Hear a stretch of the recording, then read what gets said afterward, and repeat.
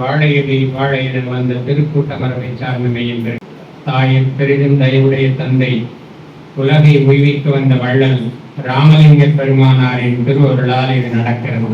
காய்ந்த வயிற்றுக்கு கஞ்சி வார்ப்பதை கடமையாக அல்ல கடவுள் வழிபாடாகவே கொண்டு வாழ்ந்த தவத்திரு கண்ணியப்படிகளாரின் குருவருளால் இது நடக்கிறது. பக்குவப்பட்ட ஆன்மாக்களாகிய நீங்கள் வந்திருக்கிறதா அழகுக்கு அழகு சேர்ந்து வள்ளல் பெருமானை வழிபாடு செய்வது என்பது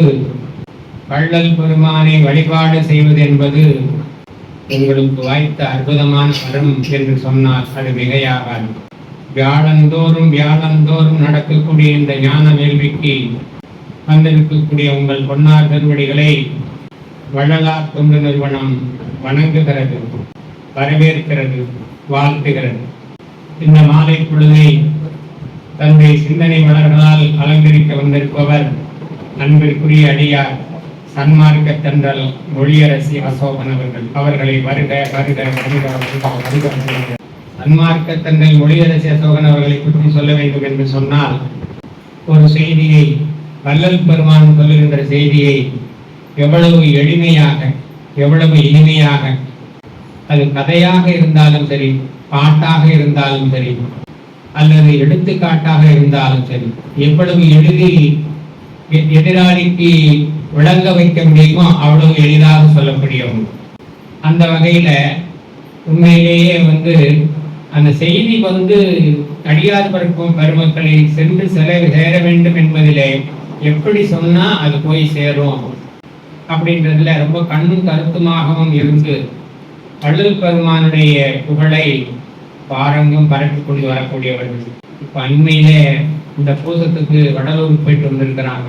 அங்க போய் ஐயாவை பார்த்துட்டு நம்ம செய்யக்கூடிய பணிகள் எல்லாம் நீ துணையா இருந்ததுக்கு நன்றி அப்படின்ற நன்றியை சொல்லிட்டு இனிமேலும் நடத்துறதுக்கு நீங்க தான் துணை அப்படின்ற ஒரு விண்ணப்பத்தை அவங்ககிட்ட வச்சுட்டு வந்திருக்கிறாங்க.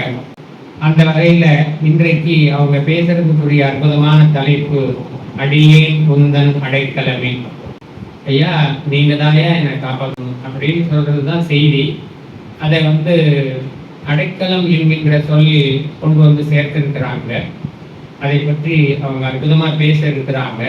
அவங்களுக்கு வழிவிட்டுட்டு அவர்களை வருக வருக வருக என்றும் வந்தர்கள் புரிகேன் விரைந்தது தருணம் மாமணி வந்திலே ஞான சுந்தர வடிவ ஜோதியாய் விளம் சுத்த சன்மார்க்க சத்குருவே தந்தருள் புரிகே வரப்பெல்லாம் வல்லத்தனைய நெஞ்சோதி எனது சிந்தையில் புணர்வித்து என்னோடு கலந்தே சேமித்தருக செய்வதை மலத்திலே கிடந்தேன் தன்னை எடுத்தருளி மண்ணிய வடிவழித்த அறிஞர் குலத்திலே வைகமும் தர்மம் எங்களுக்கு கொடுத்துடைய விளங்கு சத்குருவே பலத்திலே சிற்றம்பலத்திலே பொன்னம்பலத்திலே அன்பர்தம் அறிவாம் தளத்திலே ஓங்கும் தலைவனே என் தந்தையே கேட்க என்னொழி.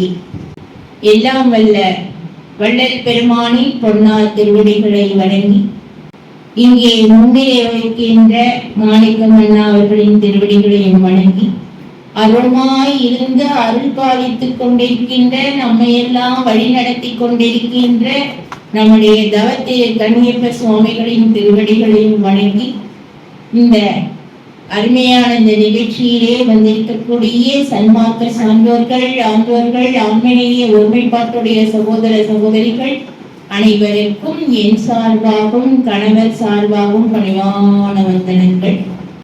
இன்று வள்ளல் பெருமானின் திரு அருளினாலும் குரு அருளினாலும் அடியேன் உந்தன் அடைக்கலமே என்ற ஒரு அருமையான தலைப்பிலே நாம் சிறிது நேரம் சிந்திக்க இருக்கின்றோம்.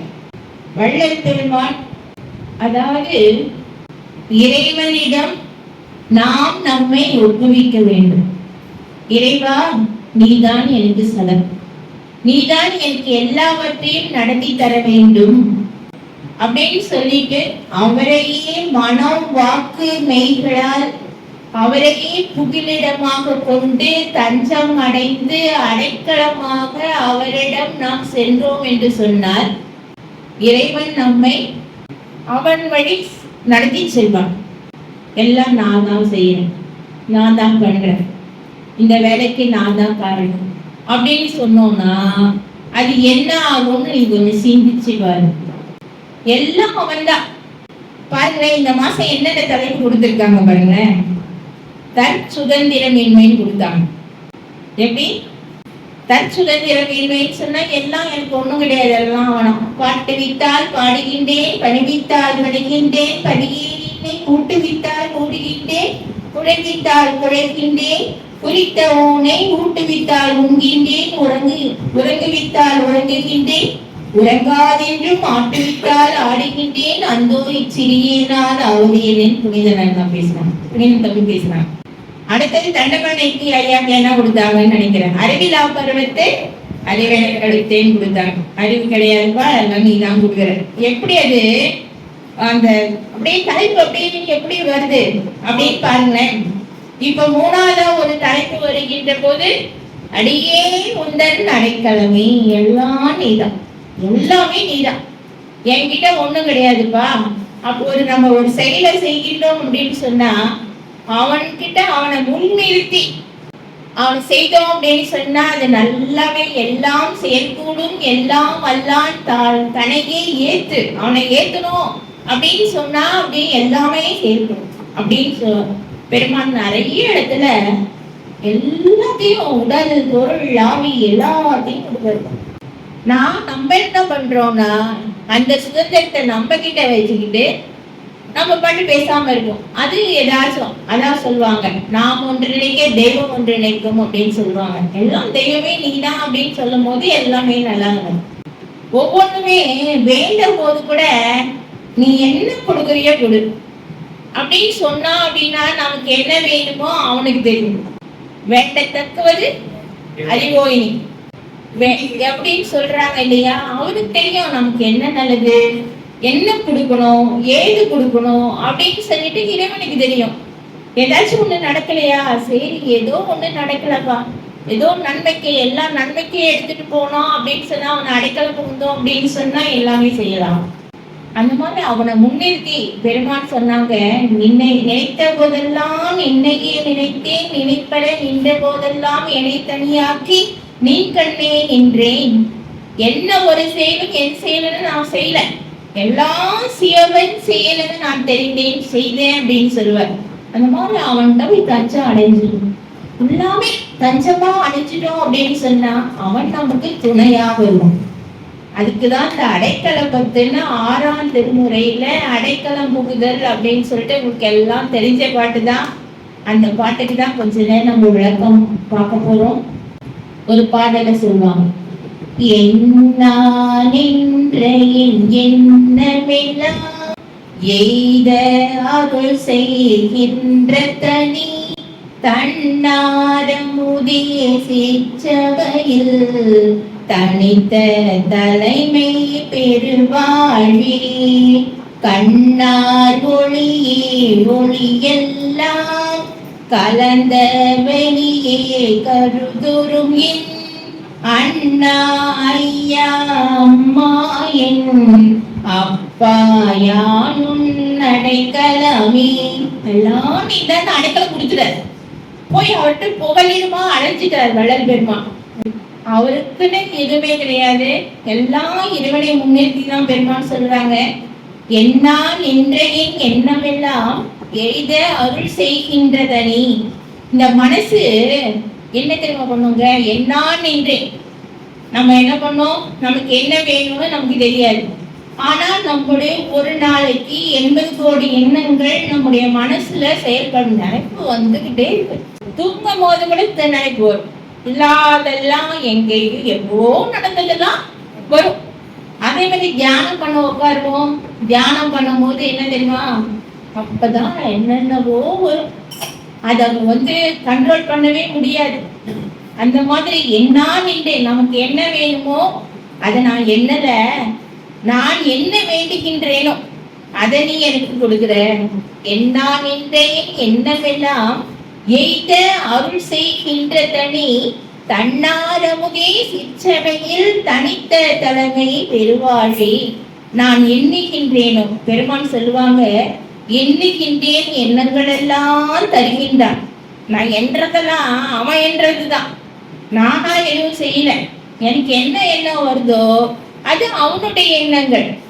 நம்ம வீட்டுல எல்லாம் எந்த வேலை செய்தாலும் என்ன தெரியுங்களா, இது என் செயலாவது ஒன்றுமில்லை, எல்லாம் சிவன் செயலி அப்படின்னு நினைச்சு நம்ம செய்தோம்னா எல்லாம் நல்லா இருக்கும். அந்த மாதிரி நான் என்ன என்றேனோ அதை அவன் நிறைவேற்றி தருகின்றான், அதை இனிது செய்து முடிக்கின்றான் அப்படின்னு பெருமான் சொல்றாங்க. தன்னார் அமுதே சிற்றவையில் தனித்த தலைமை பெருவாழ்வை. அவன் தன்னார் அமுதமாக. அடுத்தது சிற்றவையில் எங்க போய் வசிக்கிறான் அப்படின்னு கேட்டாக்கா, ஒவ்வொருடைய சிற்றம்பலத்திலும் இறைவன் தனித்த தலைமை பெருவாழ்வாக இறைவன் இருக்கின்றான். கண்ணார் ஒளியே ஒளியெல்லாம் அப்படின்னு சொல்லும் போது கண் நிறைந்த ஒளியாக, கண் நிறைந்த ஒளியாக. அதே மாதிரி வெளி எப்படி இருக்கான்னா, ஒளிகள்லாம் பொருந்திய வெளியாக, வெளி ஒளி அப்படின்னு சொல்றாங்க. அகத்துல ஒளியா இருக்கான், புறத்துல வெளியா இருக்கான். ஒவ்வொரு உயிரிலையும் ஒளியாவே இருக்கான். நம்முடைய உயிர் எப்படின்னா அணுன்னு சொல்லுவாங்க, அது ஒளி பொருந்தியதாக இருக்கின்றது. உயிர்கள் எல்லாம் ஒளி நெறி பெற்றிடன்னு ஐயா சொல்லுவாங்க. இந்த உலகம் ஒளி நிறைந்தது, இந்த வெளி ஒளி நிறைந்தது, ஒளி நிறைந்த பொருட்கள் நிறைந்த வெளியாக அது இருக்கின்றது. கண்ணார் ஒளியே ஒளியெல்லாம் கலந்த வெளியே கருதுருங்கேன். நான் உன்னையே நினைச்சிட்டு இருக்கேன். அண்ணா ஐயா எப்படி சொல்றாரு பாருங்க, அண்ணா ஐயா அப்பா அம்மா யானும் நடைக்கிழமை என்றால் உறவு யாரு? நீதான். அண்ணா நீ அண்ணாவா இருக்க, ஐயாவா இருக்க, அப்பாவா இருக்க, அம்மாவா இருக்க, எல்லாமே நீயா இருக்கும் போது நான் உன்கிட்ட தஞ்சம் புகழ்ந்தேன். இப்ப எனக்குன்னு ஒண்ணு கிடையாது. உன்கிட்ட நீ தஞ்சம் அடைஞ்சிட்டேன்னா காப்பது உன்னுடைய கடனாகும், என்னுடைய கடன் கிடையாது. எல்லா சோதனைகளிலிருந்தும் என்னை கடப்பித்து நீயே தஞ்சமென அடைஞ்சிட்டேன். நான் எண்ணுகின்ற எண்ணங்கள்லாம் என்னவோ அதை நீ இடிந்து முடிய நல்லா செய்து கொடுத்த, அமுதமாக இருக்க, ஒவ்வொருடைய சிற்றவையிலும் பெருவாழ்வாக தலைமையாக வாழ்ந்து கொண்டிருக்கின்றாய் அப்படின்னு சொல்லிட்டு இந்த பாடலை ரொம்ப எளிமையாக இறைவன்கிட்ட தஞ்சம் புகுதலை பற்றி ரொம்ப அழகா சொல்றாங்க. திரை சேர்மரப்பை தீட்டெனக்கே தெரியா எல்லாம் தெரிவித்து பறை ஞான பெருவெளியில் பழுத்த கொழுத்த பழம் தந்தே கரை சேரின்ப காட்சியெல்லாம் காட்டி கொடுத்தே இணையாண்ட அரசே ஐயா அம்மா என் அப்பா யான் அடைக்கலமே. திரை சேர் மறைப்பை தீட்டெனக்கே தெரியா எல்லாம் தெரிவித்து. திரை சேர் மறைப்பை தீட்டெனக்கேன்னு சொல்றாரு. அதாவது நமக்கு ஒவ்வொரு திரையாக இருக்கு. இந்த ஸ்கிரீன் நினைச்சிட்டு இருக்க கிடையாது. திரைன்னு சொன்னாக்கா மறைப்புன்னு வருவாங்க. அந்த மறைப்பு எப்படி ஏற்படுது அப்படின்னு சொன்னா, உலகியல் விஷயங்களால என்னென்ன மறைப்பு நமக்கு இறைவனை காணுவதற்கு தடையாக இருக்கு அப்படின்னு சொன்னா, உலக விஷயங்கள் தடையாது. இப்ப கையில செல்போன் வந்துச்சு, உலகமே நம்ம கையில இருக்கு, அது தடையாது. இறைவனை நினைக்க விடுறது கிடையாது. அது மாதிரி உலக விஷயங்கள், மலங்கள், மாயைகள், நம்ம கிட்ட இருக்கிற குணங்கள் ஒவ்வொன்றும் திரையா இருந்து நம்மளை மறைச்சிக்கிட்டு என்ன காட்டணுமோ அதை தெரியாம நம்மளை காட்டிக்கிட்டு கெடுத்துக்கிட்டு, அதான் ஒரு பாடல் ஐயா சொல்லுவாங்க, தடுத்த மலத்தை கெடுத்து நலத்தை கொடுத்த கருணை தந்தையே அப்படின்னு ஐயா சொல்லுவாங்க. அது மாதிரி இந்த மலத்தை தடுக்கிறார், மலத்தை தடுத்து நலத்தை கொடுத்த கருணை தந்தையே அப்படின்னு ஐயா சொல்லுவாங்க. அந்த மலங்கள்லாம் என்ன பண்ணுது? 5 மலங்களை பத்தி ஐயா சொல்றாங்க. ஆணவம், கண்மம், மாயை, மாமாயை, துரோதாயி, அம்மை, துரோதாயி, அகன்றனின் கடைசியில சொல்வாருங்க. அந்த மலங்கள்லாம் நம்மள என்ன பண்ணுதுன்னா ஒரு மறைப்பாக இருந்து கடவுளை காண ஒட்டாமல் நம்மளை ஒரு கெடுத்துக்கிட்டு இருக்கு. ஆனா ஐயாக்கு என்ன பண்ணுதான், அந்த மறைப்பெல்லாம் நீக்கிடுதான். திரை சேர் மறைப்பை தீட்டெனக்கே தெரியா எல்லாம் தெரிவித்து இங்க ஒரு ஸ்கிரீன் போட்டுட்டு அப்ப கடவுள் நம்ம கண்ணுக்கு தெரியல. அதே அந்த திரை விலகும் போது நமக்கு என்ன கடவுள் நமக்கு கண்ணுக்கு தெரியல. அது போல நமக்கு என்ன ஆகுதுன்னு சொன்னா, நம்ம மலங்களாலும் உலகியல் விஷயங்களாலும் மலங்களினாலும் மாயைகளினாலும் குணங்களினாலும் அந்த திரை மறைப்பாக இருக்கின்றது. அந்த திரை நீங்கினால் கடவுள் காட்சி நமக்கு கிடைக்கும். பரிசே ஞான பெருவெளியில் பழுத்த கொழுத்த பழம் தந்தே அப்படின்னு சொல்றாரு. பறைசேர் அப்படின்னு சொல்லும் போது, பறை அப்படின்னு சொன்னா சக்தி, இறைவன் வெளியா இருக்கான், அது சக்தி பவராக இருக்கு. அதோட சேர்ந்து இறைவன் என்ன பண்றானோ, அந்த சிவபோகத்தை கொடுக்குறானோ. அந்த சிவபோகம்னா என்னது? அந்த சிவபோகம் அப்படின்னு சொல்லும் போது அந்த கடவுள் இன்பம் அது அனுபவிக்கிறது தான் தெரியும். போகம் சுகபோகம் சிவபோகம் அது நித்தியம், ஏகம் சிவ ஏகம் அது சிவ ஏகம் அது சத்தியம் அப்படின்னு இன்னொரு இடத்துல ஐயா சொல்லுவாங்க.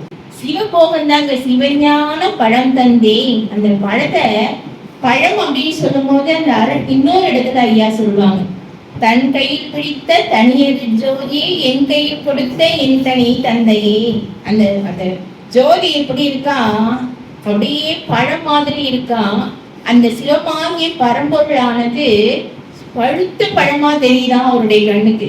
சிவஞான அந்த சக்தியோடு அந்த பறை வெளியில் சிவஞான அந்த பழத்தை கொடுத்து கரைசேர் இன்ப காட்சியெல்லாம் காட்டி கொடுத்தே இணையாண்ட.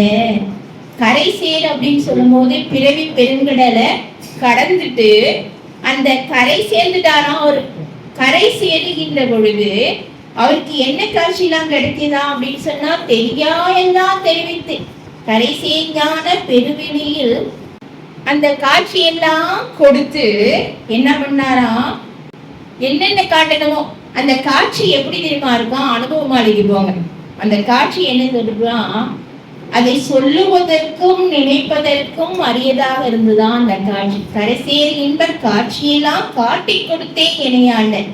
சொல்லுவதற்கு என் சொல்வேன் புகழ்வேன் என்னடி தோழின்னு ஐயா சொல்லுவாங்க. அதுல சிற்சபை நடத்த கண்டாரா, பொற்சபை நடத்த கண்டாரா, வேதாந்த நடத்த கண்டாரா, சித்தாந்த நடத்த கண்டாரா. அந்த நடம் எப்படி இருந்ததா அப்படின்னு சொன்னா, அந்த காட்சி எப்படி இருந்ததுன்னா, இன்ப நடமும் இன்பமா இருந்ததாம், ஒன்றாய் இருந்ததாம், இரண்டாய் தெரிஞ்சுதா, ஒன்று இரண்டாய் தெரிஞ்சுதா. அப்படி அந்த காட்சி அதாவது சித்தாந்த நடமும் வேதாந்த சமரசமா இருந்ததாம். அந்த சமரசமான தனித்த நடம் கண்டேன், இதை என்னடி புகழ்வேன் தோழி அப்படின்னு ஐயா சொல்றாரு. அது சொல்லவே முடியாது, நினைச்சு கூட பார்க்க முடியாது. அதாவது மனம் வாக்கு மெய்களால் அறிந்து கொள்ளவும் முடியாது.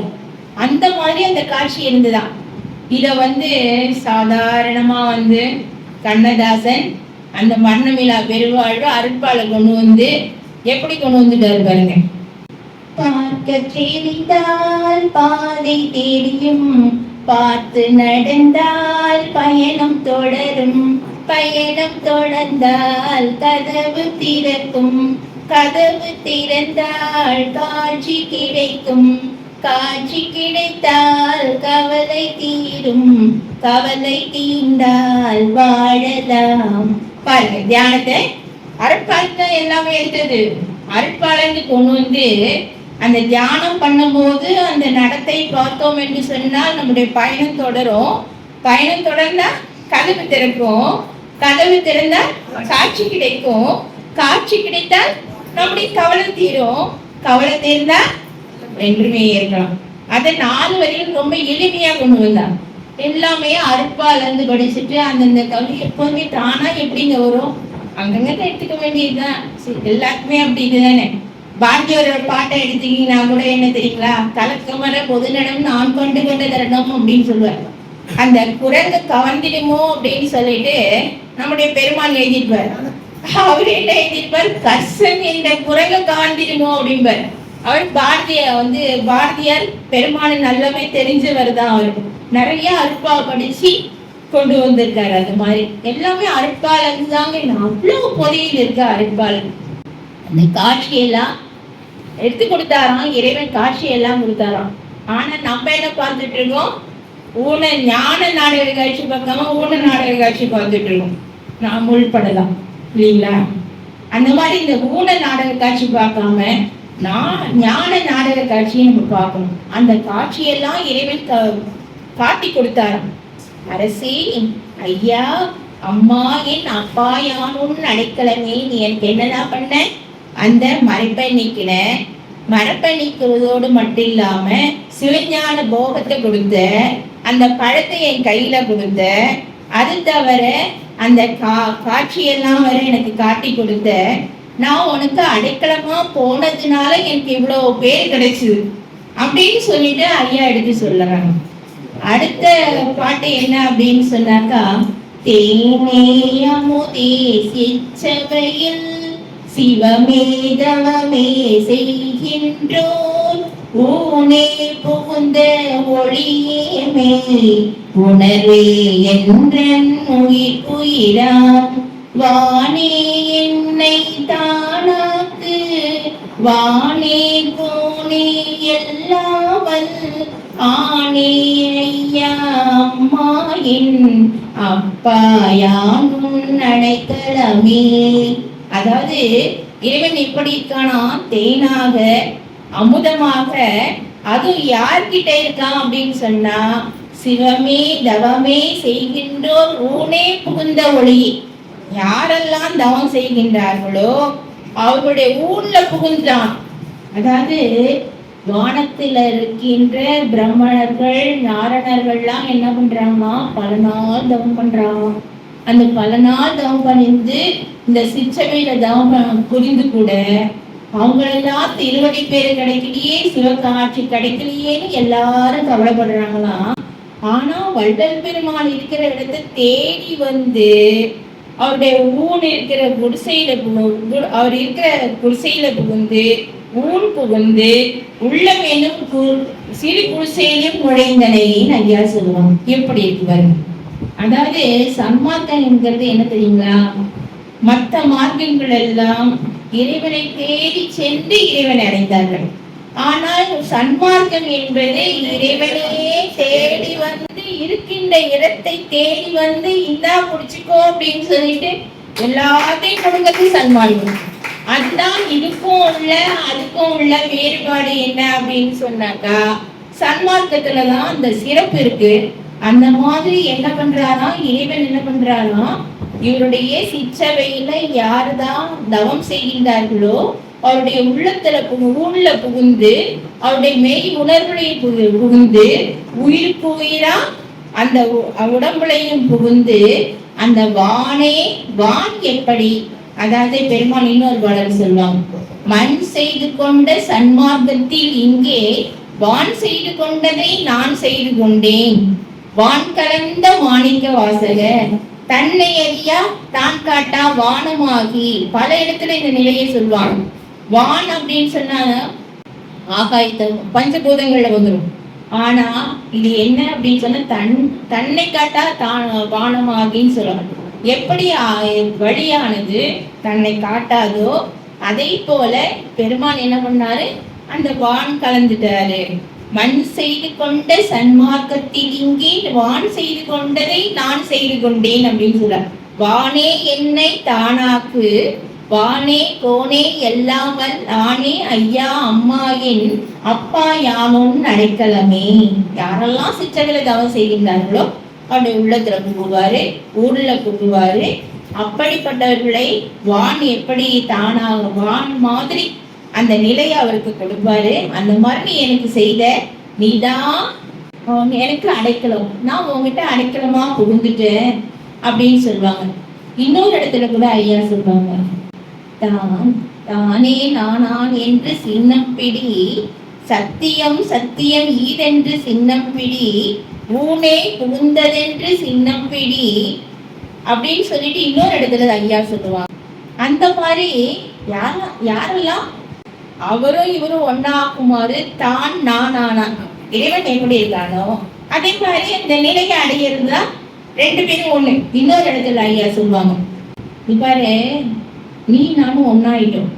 அப்படி ஒன்னாகின்ற பொழுது பெரிய அதிசயம் நடந்தது. அந்த அதிசயத்தை என்னால வெளியே சொல்ல முடியவே இல்லை. அப்ப நீ யாரோ நான் யாருன்னு எனக்கு ஒண்ணும் புரியல அப்படின்னு சொல்லிட்டு அந்த அதிசயத்தை அந்த இன்னொரு இடத்துல பெருமான் பதிவு பண்ணுவாங்க இந்த பாட்டுல. அந்த மாதிரி நிலைய இந்த 3வது பாடல்ல சொல்வார். அடுத்த இன்னொரு பாடல்ல சொல்வார், கடையில் உள்ள கவலையை கழற்றி கருணை அமுதளித்து அகத்தும் புறத்தும் அகப்புறத்தும் விளங்கும் புண்ணியனே தடையே தவிர்க்கும் கனக சபை தலைவாயானும் நடைத்தளமே அப்படின்னு ஐயா சொல்லுவாங்க. அதாவது அவருக்கு என்னங்க மனக்கவலை? இறைவனே அவர் கூட இருக்கார். அவருக்கு என்ன மனக்கவலை அப்படின்னு சொன்னா, மண்ணுலகத்தை பத்தி தான், மண்ணுலகத்துல உள்ள உயிர்களை பத்தி தான் கவலை. இன்னொரு கவலை என்னன்னா, எல்லாரும் இறந்து போறாங்க, நானும் அந்த நிலைக்கு போக கூடாது, மரணமில்லாத பெருவாழ்வு நான் வாழணும். அந்த இறந்து இழைத்ததெல்லாம் போதும் இந்த உடம்பே இயற்கை உடம்பாக அவள் இன்னமுதம் அளித்து அப்படின்னு ஐயா சொல்லுவாங்க. போதும் ஐயா, எத்தனை தடவையா பிறக்கிறது, என்றும் வேண்டும் எனக்கு பிறவாமை அப்படின்னு சொல்லிட்டு, அதான் அவருக்கு கவலை. கடையே உள்ள கவலையெல்லாம் கழற்றி கருணை அமுதளித்து அகத்தும் புறத்தும் அகப்புறத்தும் விளங்கும் புண்ணியனே. அப்ப அந்த நிலை அவருக்கு கிடைச்சு போச்சு. தவம் பண்ணி நானே தவம் புரிந்தேன், நம்பெருமான் நல்லருளால் நானே அரிசக்தி நாடடைந்தேன், நானே அழியா வடிவம் அவை 3ம் பெற்றேன் அப்படின்னு ஐயா சொல்லுவாங்க. அந்த நிலையை அவர் அடைஞ்சிட்டார். அந்த நிலையை அடைஞ்சத நிலையை இந்த நிலையை இதுல சொல்றார்.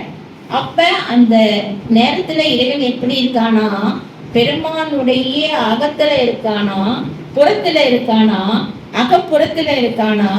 அப்ப விளங்குகின்ற புண்ணியனாக இறைவன் இருக்கின்றான். தடையே தவிர்க்கும் கனக சபை தலைவா ஞானும் அடைக்கலமே அப்படின்னு சொல்வார். அந்த அகத்தும் புறத்தும் விளங்குகின்றோய் அடியே ஒன்றன் அடைக்கலமே அப்படின்னு ஐயா சொல்லுவாங்க.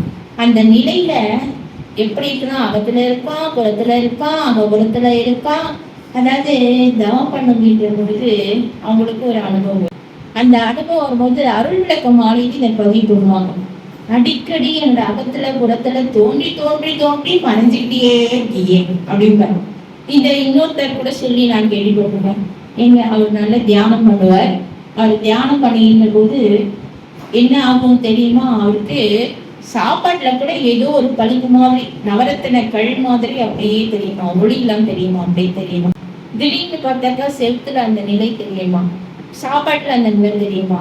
அந்த நிலையெல்லாம் அவர் அனுபவத்தை சொல்லி, பெருமான் சொன்ன அனுபவத்தை அவர் அடைஞ்சேன். ஆனா நான் ஒரு நிலைக்கு வருவேன்னு எதிர்பார்த்துட்டு இருக்க பெருமானோட அடைந்தார். அவரை கொண்டு நம்ம இதை பண்ணலாம். அந்த மாதிரி அந்த அகத்திலையும் இருப்பான், புறத்திலையும் இருப்பான், அகப்புறத்திலையும் இருப்பான். நம்முடைய தடையெல்லாம் தவிர்க்கக்கூடிய கனக சபை தலைவா அப்படின்னு ஐயா சொல்றாங்க. கனக சபை தலைவா அப்படின்னா கனகம்னா பொண்ணு. அந்த அந்த சபையில இறைவன் தலைவனாக விளங்குகின்றான். அப்படி என்ன பண்றோம்னா, அகத்துல புறத்துல எல்லாம் விளங்குறதுனால எப்போதும் உங்ககிட்ட நான் அடைக்கலம் ஆயிட்டேன் அப்படின்னு சொல்லிட்டு இந்த பாடல்ல சொல்ற. இன்னொரு பாடல்ல என்ன சொல்வாரு சொன்னா, நடுப்பு சொல்லிட்டு வர, இகத்தும் பரத்தும் பெரும் பலன்கள் எல்லாம் பெருவே திண்மையிலே முகத்தும் முழத்தும் கழித்துடும்ப மூவா இன்ப நிலையமத்தி ஜகத்துள்ளவர்கள் மிக துதிப்ப தக்கோன் எனவே தென்னுடைய அகத்தும் புறத்தும் விளங்குகின்றோய் அடியே முன்றன் அடைக்கலமே. இகத்தும் பரத்தும் பெரும்பலன்கள் எல்லாம் பெருவிட்டு எப்படி பண்ணாரா, இகத்துல பரத்துல எல்லா என்னென்ன அடைய வேண்டுமோ எல்லாவற்றையும் பெருமானுக்கு இறைவன் கொடுத்தான். பெருவித்து இன்மையிலே அப்படின்னு முகத்தும் உளத்தும் கழித்துளம்ப, முகத்திலையும் உளத்திலையும் அப்படியே உவகை பொங்குதான் எல்லாம் பெற்றுட்ட. அருஜோதி ஆணையன் அடையப்பா மனசு அருளாட்சி பெற்றேன் என்று அடையப்பா மனசு மறுச்சார்பு தீந்தேன் என்று அடையப்பா மனசு மரணம் தவிந்தேன் என்று அடையப்பா மனசுன்னு 6 முரசு கொண்டார். அப்ப அவங்களுக்கு சந்தோஷம் வராம எப்படி இருக்கும்? அப்ப சந்தோஷம் தானே வரும். முகத்தும் உளத்தும் களித்துளும்ப மூவா இன்ப நிலையமற்றே, அந்த குன்றாத அந்த இரவாத நிலையில இறைவன் பெருமானை அமர்த்தினானாம். அகத்தும் அதாவது மூவா இன்ப நிலையமர்த்தி ஜகத்துள்ளவர்கள் எல்லாம் மிக துதிப்ப, இந்த உலகத்தில் உள்ளவர்கள் எல்லாம் மிக துதிக்குமாறு பெருமான என்ன பண்றான், இறைவன் ஏற்றி வச்சாராம். அப்படி ஏற்றி வச்சதுனால இப்ப சொல்றாரு பாருங்க, பெருமான வணங்கலாமா வணங்கக்கூடாதான்னு எல்லாருக்குமே ஒரு ஐயா இருக்கு. அதுக்கு இந்த பாட்டுல அவர் பதில் சொல்றார்.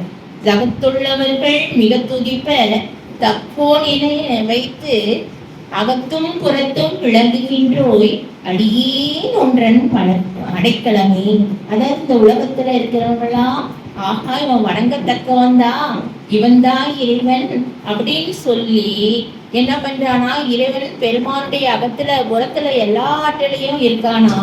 அப்படிப்பட்ட இறைவனை நான் அடைக்கலமா பெற்றுக்கொண்டேன், நான் வந்துட்டு தஞ்சம் புகுந்து விட்டேன், அடைக்கலமா போயிட்டேன் அப்படின்னு சொல்ல. யாரெல்லாம் அடைக்கலமா போறாங்களோ அவங்களுக்கு இத்தனை அனுபவங்கள் வரும், இத்தனை நன்மைகள் நமக்கு வரும். பெருமான வணங்கலாமான்னு ஐயமே வரவே கூடாது. அட்லீஸ்ட் குருவானால் நம்ம ஏத்துக்கணும் இல்லையா. குருவை வணங்க ஊசி நின்றேனும் அப்படின்னு சொல்றாங்க. இப்ப பெருமான தப்போன்னு வச்சுட்டார். இந்த உலகத்தவெல்லாம் இன்னொரு இடத்துல கூட சொல்வார், மெய்யர் வியப்புல கூட சொல்வார், எல்லாருக்கும் என்பால் செய்ய வைத்தால் நன்மையை, எல்லாரும் வணங்குற மாதிரி என்னை வச்சியே, அவங்களுக்கெல்லாம் நன்மை செய்ய வச்சே. நீங்க அந்த 100 பாட்டுல பாத்தீங்கன்னா எப்படியெல்லாம் அனுபவத்தை கொடுத்துருக்காரு தெரியுமா. அப்ப அவரை வணங்கணுமா வேணுமா. நம்ம பிரம்மா, விஷ்ணு, சிவன், ருத்ரன், சதாசிவனுக்கெல்லாம் கூட வயசு எல்லாம் போட்டிருக்காங்க. ஆனா இவர் என்ன சொல்றாரு, நான் என்றும் பெற்றேன் இடவாமி வேதன் தவிட்ட இறைவனனை நானும் உற்றே கலந்தேன், அவன் என்ன உற்ற கலந்தான் அப்படின்னு சொல்லும்போது அவன் என்னைக்குமே இருக்காரு இல்லையா. நம்ம எந்த கடவுளையுமே பார்த்ததில்லை. ஒரு 200 வருஷத்துக்கு முன்னாடி வள்ளலார நம்ம அவரை பத்தி தெரிஞ்சிட்டு இருக்கோம். தோன்று துணையா இருக்கார், சில பேருக்கு காட்சியும் கொடுத்திருக்கார். நிச்சயமா அதாவது நம்முடைய ஊனக்கண்ணால பார்க்க முடியலங்க. ஆனா நிச்சயமா நீங்க பார்க்கணும்னு வேண்டுனீங்கன்னா நிச்சயமா அவர் காட்சி கொடுப்பாரு. அது அடியே வந்திருக்கேன், நான் பெருமையா நான் சொல்லுங்க. அவர் காட்சி கொடுத்ததுனால தான் இங்க உட்காந்து பேசிட்டு இருக்கோம் தெரியுமா. அதாவது அவருக்கு எப்படி ஆட்கொள்வாருன்னா அது சொல்லவே முடியாது. என்னோட அனுபவத்துல என்னன்னா எல்லா கடவுளையும் வணங்கிட்டு தான், எல்லா கடவுளுக்கும் போவேன், எல்லா காலத்துல விளக்கிட்டு எங்க போகணுமோ எல்லாமே போயிட்டு தான் இருந்தோம். எங்க வீட்டுல சொல்லி பார்த்தாங்க, சரி வா எங்க அப்பாவும் சல்மான் தான், ஆனாலும் நான் கொஞ்சம் அப்படியே பிள்ளையார் பக்தி அந்த எல்லாமே கொஞ்சம் பண்ணிட்டு இருந்தேன். அப்பதான் சல்மானுக்கு திருமணமும் நடந்தது. சல்மானுக்கு திருமணம் ஒரு நாள் என்னை எப்படி ஆட்கொண்டாரு தெரியுமா. அப்படி அப்பதான் நான் அவரை அதாவது இது நம்ம பொண்ணுதான், இதை நம்ம ஒரு வழி பண்ணணும், நல்ல நிலை கொண்டு வரணும் அப்படின்னு சொல்லும்போது பெருமானே வருவாருங்க. அப்புறமா வந்துட்டு பிறகு என்ன பண்ணுவாரு, இது எங்கேயும் போகாது, நம்ம கிட்டதான் இருக்கும் அப்படின்னு சொல்லிட்டு அவர் என்ன பண்ணுவார், நம்மளை ஒரு ஸ்டாண்டர்டா வச்சிருவார். நம்ம கூடவே துணை இருக்காரு. ஒவ்வொரு அனுபவத்திலையும் பார்க்கின்ற பொழுது அவர் எப்படியெல்லாம் நமக்கு துணையா இருக்காருன்னு நம்மளால அகத்தும் புறத்தும் விளங்குகின்றோன்னு சொல்வார் இல்லையா. அந்த மாதிரி துணையா இருக்காரு. அந்த மாதிரி கல்யாணி நிறைய அனுபவிச்சிருக்காங்க, அவங்களும் நிறைய அனுபவிச்சிருக்காங்க. நம்ம பேசுறதுக்கு இது இல்லை, அனுபவிச்சுட்டு இருக்கிறதுனால சொல்றோம். அதாவது ஒரு பதார்த்தத்தை ருசி பார்த்தால்தான் அந்த பதார்த்தத்தை பத்தி நமக்கு தெரியும், அந்த சுவை இப்படிதான் இருக்குன்னு தெரியும். ஆனாக்கா ஒண்ணுமே தெரியாம பார்த்துட்டு எப்படிங்க நம்ம சொல்ல முடியும். தெய்வத்தை நம்ம ஒரு தெய்வத்தை உணர்ந்தால்தான் அந்த தெய்வத்தை பத்தி நமக்கு தெரியும். ஆஹா நம்ம கூட எப்படியெல்லாம் இருக்காரு அப்படின்னு சொல்லும் போது ஒவ்வொரு விஷயத்திலையும் பார்த்தீங்கன்னாக்கா ரொம்ப உதவியே இருக்கிறத நம்ம உணரலாம். ஆனா நம்ம செய்ய வேண்டியதுனா என்ன தெரியுங்களா, நீ நாகதி சரணாகதி, நீ உன்னை விட்ட எனக்கு யாருமே தெரியாது அப்படின்னு சொல்லிட்டு நீங்க போயிட்டு எனக்கு ஒண்ணும் தெரியாதுப்பா, எல்லாம் நீதான், இப்ப பேசுறது கூட நீதான் பேசுற, உன்னோட கருத்துக்களை நீயே சொல்லு, பெருமாண்ட சொல்லிட்டு தான் வந்தேன் நான். அதான் அப்பா அது கற்றோருக்கு நிறைந்த சபை, எனக்கு ஒண்ணுமே தெரியாது, ஆனா அந்த இடத்துல பேச போறது நீதான், உன்னோட கருத்துக்களை நீயே சொல்லிக்கோ, எனக்கு என்ன தெரியும். அதாவது பெருமான் என்ன சொன்னாங்க, ஒரு அன்பர்கிட்ட வந்து இதை அடிக்கடி சொல்லியிருக்கேன். ஒரு அன்பர் வந்து கேட்டாரு, சில இடம்லாம் எனக்கு புரியல அருட்பால, இதுக்கு என்ன விளக்கம்னு எனக்கு புரியல அப்படின்னு சொல்றாரு. அப்ப பெருமாள் சொல்றாரு, நான் யாரு, எனக்கு என்ன தெரியும், நான் குழந்தையில் சிறியேன், மரத்தில் கிடந்த அந்த புழுவிலும் சிறியேன், கடையரில் கடையேன், அப்படிப்பட்டவன் நான். ஆனா நான் கடவுளை பற்றிய சிந்தனை விசாரத்திலேயே இருந்ததுன்னா நான் சில முறை ஆங்காங்கே தவறி இருக்கலாம். அதற்காக கடவுள் என்னை மன்னிப்பார், தாங்கள் பொறுத்துள்ள வேணும்னு ஐயா சொல்றாங்க. அவங்களே அப்படி சொல்லும் பொழுது நம்மளாம் எவ்வளவு பாருங்க யோசனை பண்ணி பெருமாள் அனுபவிக்கணுங்க. அனுபவிச்சு அவர் எப்படி எல்லாம் நிதர்சனம் நமக்கு கூடவே இருக்கார் அப்படின்னு நமக்கு தெரியும். இன்னொரு பாடல் ஐயா சொல்லுவாங்க, நீண்ட மலைகள் ஆகமங்கள் நெடுநாள் முயன்று வருந்தி நின்று வேண்ட அவைகள் ஒரு சிறிதும் விளங்க காட்டாதின் மொழியை பூண்ட அடியே என் தலைமை பொருங்க பொருத்தி என்னை வைத்து ஆண்ட பெருங்கருணை பெருவாழ்வே அடியேன் ஒன்றன் அடைக்கலமே. நீண்ட மறைகள் ஆகமங்கள், இந்த மறைகளும் வேதங்களும் என்ன ஆகமங்களும் என்ன பண்ணுதா, இறைவனை பற்றி தெரிந்து கொள்ள ஆசைப்பட்டு தோத்து போச்சான். இங்க இருப்பானா அங்க இருப்பானான்னு தெரியல, அதுங்களுக்கு இன்னும் தேடிட்டேதான் இருக்குதுங்களாம். இறைவனை பத்தி யாராலையும் அறிஞ்சு கொள்ளவே முடியல. மனத்தாலும் சரி, வாக்கினாலும் சரி, மெய்யினாலும் சரி, ஆண்டவனை அறிஞ்சிக்கவே முடியல. அதுங்கெல்லாம் என்ன, இறைவனை உன்னை நான் பார்க்கணும், உன்னுடைய திருவடியை பார்க்கணும்னு வேண்டிக்கிட்டே நிற்கிறாங்களாம். அப்படி வேண்டிக்கிட்டே நிற்கின்ற பொழுது பெருமானை பார்த்து இவர்களுடைய மொழியை கேட்டு என்ன பண்றாரா, இறைவனுடைய திருவடிக்கு இவனுடைய தலைமையில் பொருத்தி இவரை ஆட்கொண்டு ஆண்ட கருணை பெருங்கடலாக இருக்கக்கூடிய அந்த இறைவன் எப்படி சொல்ல ஒண்ணாதவன், எல்லாவற்றிலும் வல்லவன், அரியவன், பெரியவனாக இருக்கக்கூடிய அந்த இறைவனை சரணடைந்ததினால், அடைக்கலம் புகுந்ததினால் அவருக்கு என்ன கிடைச்சுதான், ஆகமங்களும் மறைகளும் கூட காட்ட முடியாத, விளங்கிக் கொள்ள முடியாத, அறிந்து கொள்ள முடியாத இறைவனுடைய திருவடிகளை இவர் தலைமையில் பொருத்தி இவரை ஆட்கொண்டார். எப்படி இருக்கு பாருங்க. அப்ப பெருமாளுடைய சிறப்பு அவருடைய பாடெல்லாம் புரிகிறது. நான் சொல்வதெல்லாம் நாம் உரைக்கும் வார்த்தையெல்லாம் நாயகன் தன் வார்த்தை. புனைந்துரையே பொய்ப்புகளே சத்தியம் சொல்கின்றேன். அனுபவிச்சையா, நீங்க அனுபவிக்கீங்க, போய் தஞ்சை புகுந்து கொள்ளுங்கள். அவனே அடைக்கலமாக கொண்டதுதான் நான் இவ்வளவு பேரு பெற்றேன் அப்படின்னு ஐயா சொல்றாங்க. இன்னொரு இடத்துல சொல்லுவாங்க, கட்டு கடங்கா மனப்பரியே கட்டும் இடத்தே கட்டுவித்து மட்டு கடங்காங்கார மதமா அடங்கா அடக்குவித்தே எட்டுக்கு இசைந்த இரண்டுமென இசைவிட்டெல்லாம் இன்னமுதம் அட்டு கொடுத்தே அருந்துகின்றோய் அடியேன் ஒன்றன் அடைக்கலமே. ஐயா சொல்றாங்க, அதாவது கட்டுக்கடங்கா மணப்பரி. அந்த கட்டுக்கடங்கா மணப்பரி என்ன பண்ணுது, ஒண்ணுத்துக்கும் அந்த குதிரைக்கு ஒரு ஓமானமா சொல்றார். பரின குதிரை, அந்த பரியை காட்டிலும் வேகமா ஓடுதான் அந்த மனசு. அந்த மனசு என்ன பண்ணுது, அகங்காரத்தினாலும் மதத்தினாலும் ஆணவத்தினாலும் என்ன பண்ணுது, அடங்க மாட்டேங்குது. அப்பேற்பட்ட மனதை கட்டுக்கடங்கா மனப்பரியை கட்டுமிடத்தை கட்டுவிது. எங்க கொண்டு போய் கட்டுமோ அங்க கட்டுவிச்சாரு. மனதை சிச்சவையின் கண்ணே நிறுத்துதல் அப்படின்னு ஐயா சொல்லுவாங்க. அப்படி கொண்டு போய் கட்டினோம் என்று சொன்னால் அடங்காத ஆணவம், அகங்காரம், மதங்கள் எல்லாம் என்ன பண்ணுதான், எல்லாம் ஒண்ணுத்துக்கு ஒண்ணு இது கிடையாது, எல்லாம் சமமா இருக்கு.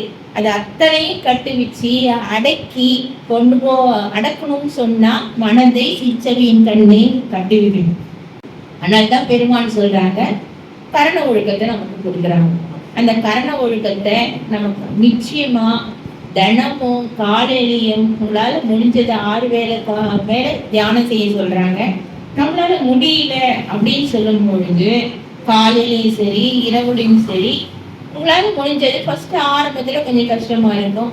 அப்புறம் போக போக நேரத்தை கொஞ்சம் அதிகப்படுத்திக்கிட்டே போனீங்கன்னா நீங்க உட்காரலன்னா கூட அந்த உணர்வு ஏற்பட்டு உங்களை உட்கார வைக்கும். அதை கொண்டு போய் நிறுத்தணும். எது வேணாலும் அந்த தியானத்துல நீங்க கேட்டீங்க அப்படின்னு சொன்னா அது வந்து எல்லாமே செயல்படுங்க. மனதை நம்ம கற்று அப்ப நம்ம கிட்ட இந்த குணங்கள் மாறும்.